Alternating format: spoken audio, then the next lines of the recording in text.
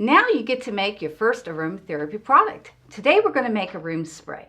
So before we start our recipe, we want to make sure we have all of our supplies ready to go. So we're going to use a little glass bowl to put our essential oils in and do our blending. We're going to have a funnel to pour our hydrosol into our spray bottle. You can use any spray bottle, but in this particular product, we're going to use a 2-ounce bottle.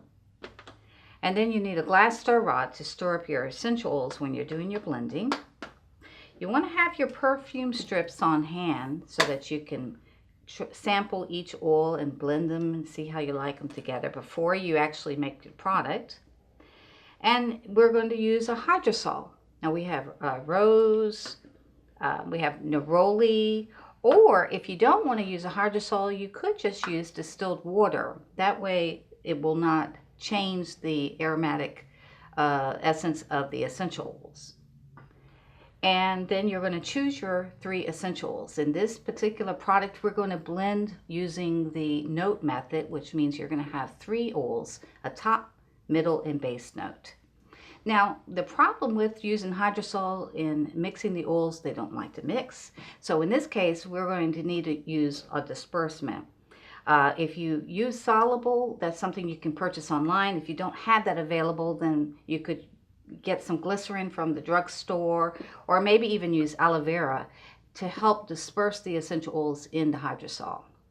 So I have chosen 3 oils here, and I began by first putting a drop of oil on each perfume strip, and then I just wave them under my nostrils to see if I like that fragrance together, and I think I do, because I want mine to be somewhat spicy and very uplifting.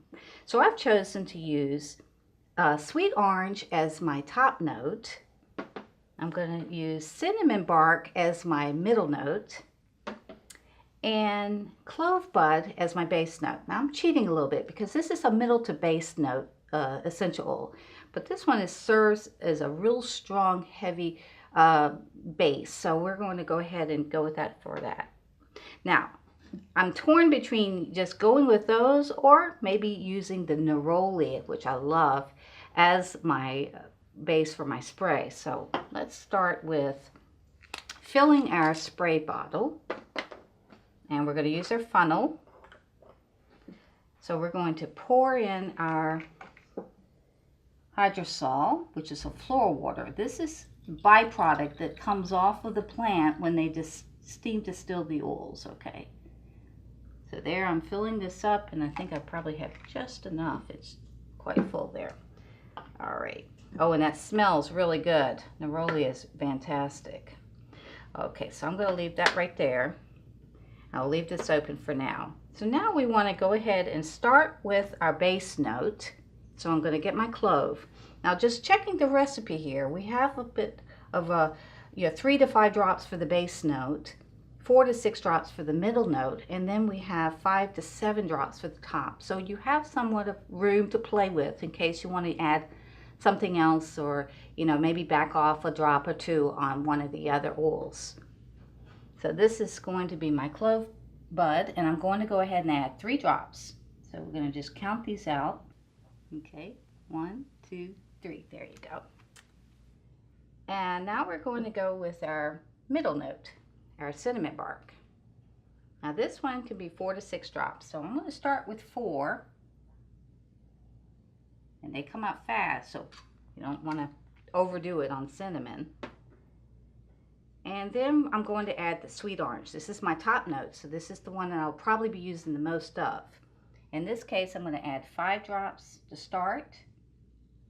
2, 3, 4, 5. You see how fast they come out because these are very thin oils. Now I'm using my glass stir rod to blend these up, and I'm just going to wave it under my nose to make sure I like it. Now in this particular case, it smells a little bit orangey, a little more than I want. So I want to go ahead and add in those extra cinnamon drops, because I think it needs a little bit more of a kick. And the reason I chose these oils is because cinnamon is such a powerful antibacterial, antiviral oil, and I just felt like this would be a great room spray when cold flu season comes.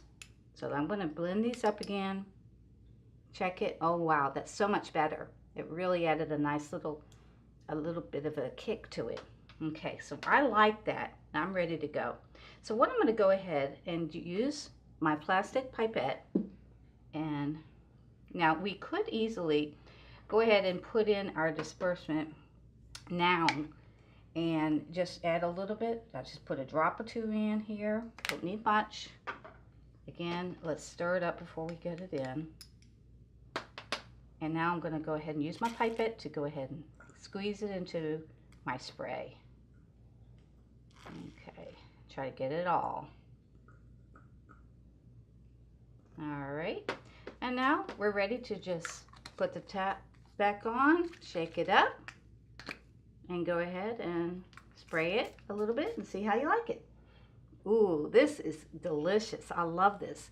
Now, it doesn't have to just be a room spray. You could turn it into a pillow spray by using lavender or chamomile and using that on your pillow before you go to bed at night to help it be calming and soothing. Or you could choose some other oils that you like. Remember, this particular exercise, we're blending by aromatic groups. So we're looking for oils that blend well together that would make a nice combination for, making something very pleasant to the senses. Don't forget, you want to use your book to record your recipe report. So get your workbook out and use that now to write down the number of drops, because you'll certainly forget if you don't take notes now on that and write it down. This particular exercise is on page 120 in your textbook, so you can go back and reference that for more details.